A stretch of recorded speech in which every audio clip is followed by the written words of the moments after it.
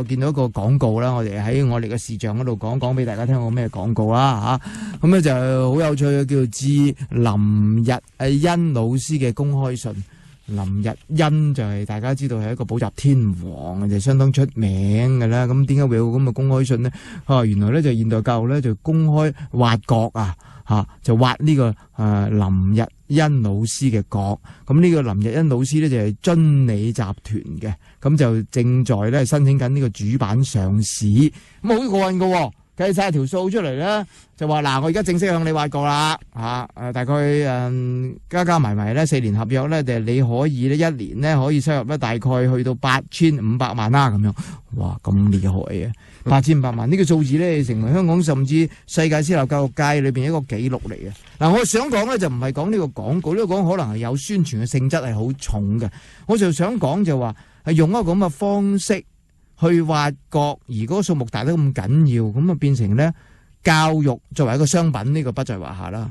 呢位補習天王作為一個商品不在話下啦。咁看在學生同埋家長或者老師嘅眼中，教育變成一件咩一回事呢？咁呢個時間呢，我哋想請一位學者去講下，就係香港教育學院嘅高級研究助理梁奕華，同我哋講下分析下呢個廣告其實個影響會係點咧？梁奕華你好，係兩位好，你好。你睇完呢個廣告，第一個反應會係點樣？咁我就覺得，哇，咁值錢嘅，點解咁樣？如果我做到就好啦，咁啊嘛。教育商機真係無限啦，係嘛吓，即係值唔值咁犀利咧？8000幾萬一年年薪。其實佢個數字好明顯，就係發得公開信就應該唔止係俾林日欣睇嘅，咁俾邊個睇咁就大家解答下啦。嗱，我哋先講下呢封公開信，其實你覺得係咪廣告嘅成分、宣傳嘅成分，即係宣傳呢個現代教育嘅成分係好重咧？其實佢自己啊，我諗佢就未必係宣傳自己啦，佢又反而幫對家解構下對家嗰個狀態咁樣咯。咁咪好正面咯？哇，咁多錢咁樣，佢話佢個上市嘅文件嗰度發覺到佢連續3年嘅比較，話係億聲嘅咁樣。過10百千萬、10萬、百萬、千萬、1億3千幾萬、3億2千幾萬，咁即係話係抬高對手嘅啫噃。其實唔係咁。佢唔係抬高對手，佢抬高對手一柱擎天嗰個 image。即係我就掹咗你咧，你就冧啦。係啦。咁換句話講，咁即係表示你成間嘢係靠一個人啫，咁樣。係啦，咁點解佢要 point out 呢樣嘢咧？咁當然有佢嘅原因啦。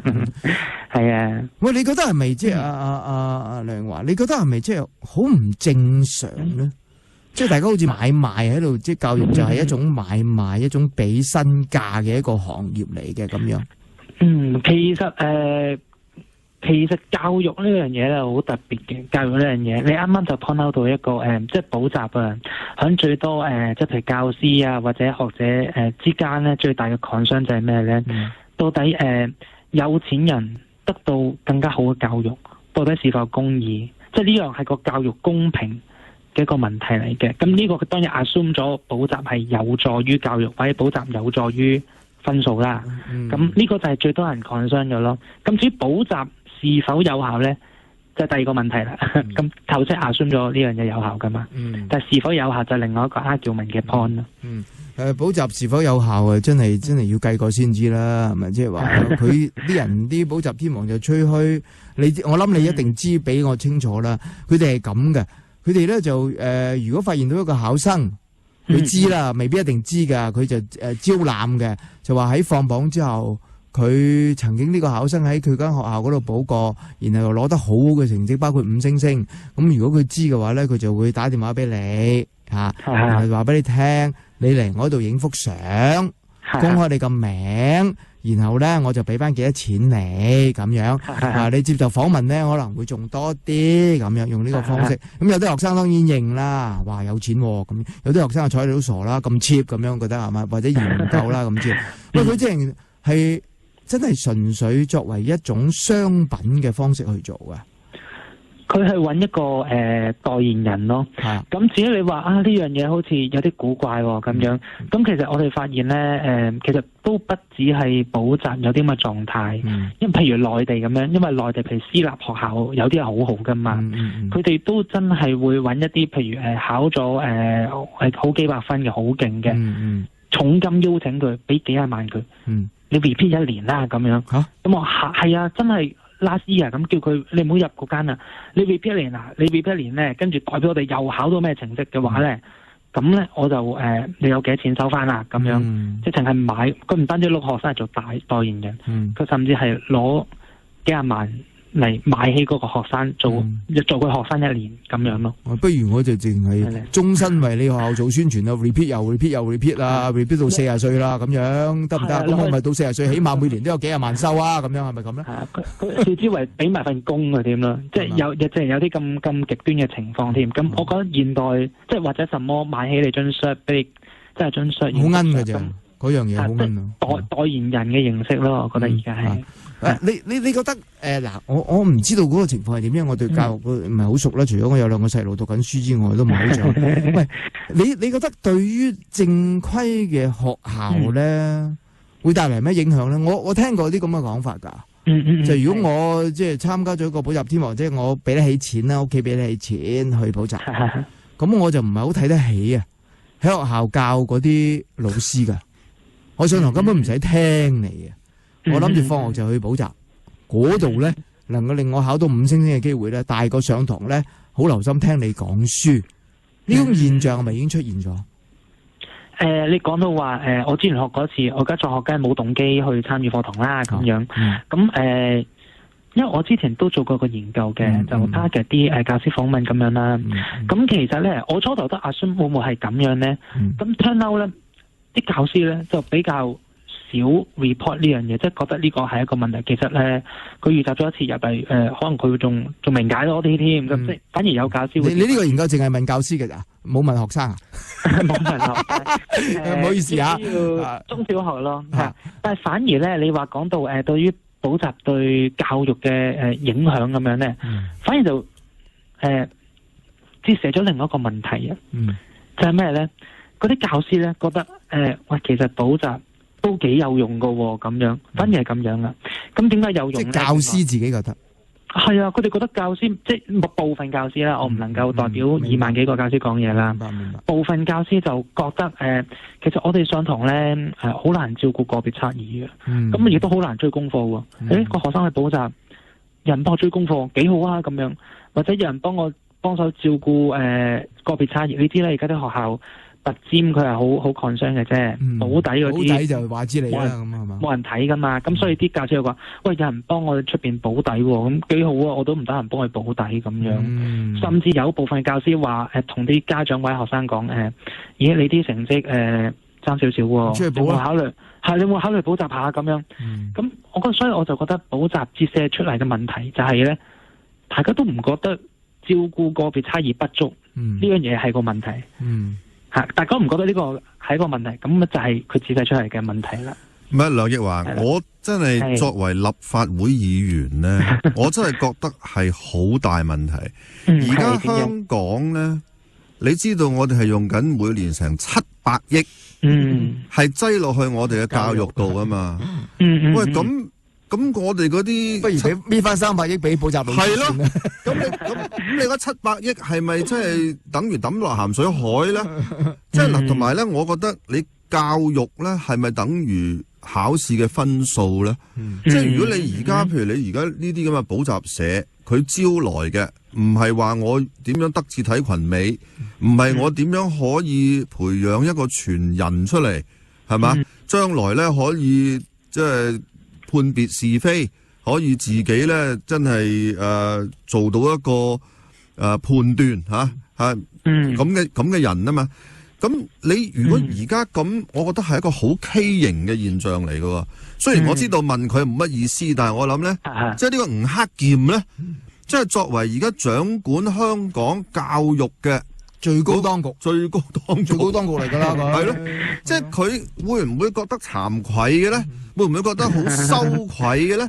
即係如果你係即係啲家長學生甚至你話老師咁呢個我都覺得有啲驚訝嘅。其實頭先我聽你講，即係都係咁吹捧呢啲補習社嘅。咁究竟你點樣仲嚟立法會攞700億嚟到去做教育咧？即係呢個我覺得真係我覺得好畸形咯。如果你問我就，其實都可以客觀睇睇嘅，即係你話可能會唔會我哋有優化空間，咁就有嘅。不過你睇譬如韓國啊、台灣日本啊咁，佢哋仲瘋狂。嗰個惡補啦，所謂佢哋叫惡補好犀利，係嘛？開到土耳其啊、西非啊、塞浦路斯啊咁，全部都補習越嚟越多噶啦。咁有你話全部賴晒吳先生，又未必話好恰當。咁至於你話咁我每年擺成600-700億落嚟，咁仲要去補習嘅，點解我唔擺俾林日欣啫？咁樣，咁係啦，咁其實咁啱呢一個問題，佢就億領啫嘛，嗰度係嘛？係啦，咁樣你啱啱嘅第二個質問咧，就啱啱回答咗第一個質問啦。就點解我要擺700億咧？就因為其實教同埋育係兩樣嘢嚟噶嘛。教就係上師下效，即係分數。工具層面嘅，育就係使之作善也，即係成為一個好嘅人或者全面嘅人，得至體群美，喺一個社會裏邊同其他人相處，一個合格或者好優秀嘅一個社會公民咁樣。咁呢個就正正係我哋擺錢落去教育而補習不能夠替代我哋。梁日華，你講得好啱嘅，前者咧就一時嘅啫，老老實實即係過後我畢業咗30幾年，就睇翻我即係小學會考、中學會考嗰啲就即係笑下算啦，係嘛？即係幾多個 A 幾多個 B 有乜所謂嘅啫？但係後者係一世嘅，育係一世嘅，即係話呢個老師如何用人影響人，係嘛？令到呢個人成為一個社會有用嘅人，唔會危害社會嘅人，呢個係一世嘅。咁但係個問題咧，我又即係覺得好擔心，即係如果啲學校啲老師都覺得話你成績唔得㗎，你出去補啦咁樣，咁究竟佢係咪將嗰個分數擺咗去，而個道德嘅影響都唔係好關佢事啊？咁樣會唔會就係咁，即係變成一個好功利嘅人咧？咁呢樣我就倒令我好擔心，即係擺咗個700億落去教育裏邊咧，究竟個效果是如何咧？咁唔係嗱，我當然聽得明啊，梁日華你講嘅嘢啦，即係你將教同育咧分開兩樣嘢嚟講啦，但係我哋撥款嘅時候咧，700億咧係搞教育噶嘛，唔係只搞教或者只搞育噶嘛。如果你照你嘅講法就只搞育啦，即係教就係俾補習社去教佢啦。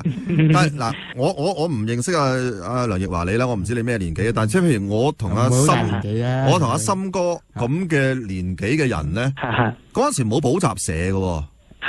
我哋嘅教育咧，全部都喺同一間小學、同一間中學，一站式做晒嘅。有補習老師，有錢人然後先請得起。咁我都做過，我都上門幫人補過習嚇。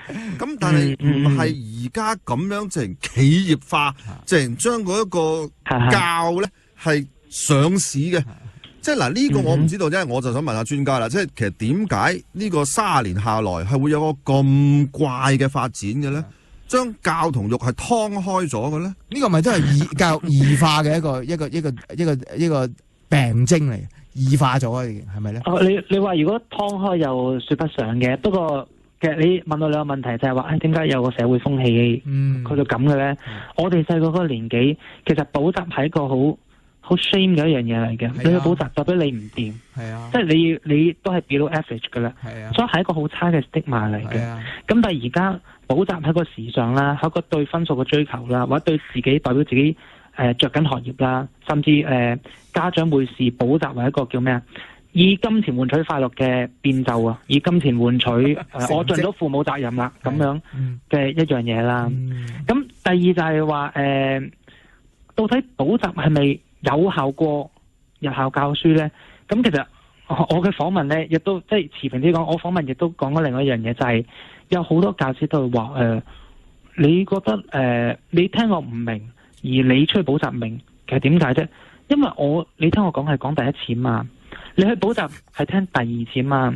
調翻轉頭，你去補習先，跟住嚟我聽我講啦。咁還定係我呢個第二節你先明咧？啲老師都幾自我感覺良好喎，有時覺得。佢有佢自己嘅角色嘅，即係有個 image 或者一種 professional 嘅 identity 嘅。咁同埋講到你話價值觀方面咁樣，其實亦都有啲老師咧 point out 咗，其實補習都真係有啲憂慮啊，又嗯培養一啲差嘅價值觀嘅。係第一樣就正如你兩位所講嘅功利文化啦，咯即係係啦，啲學生可能就重目標，係嚴重過程，考咗過咗海，嗯考到 A 就神仙啦，係啦。啊，梁曉華，咁樣唔好意思啊，因為時間關係，我哋要聽個新聞啊，我哋暫時傾到呢度嚇，多謝晒你嚇，我哋有機會再揾你再傾偈，好多謝拜拜係。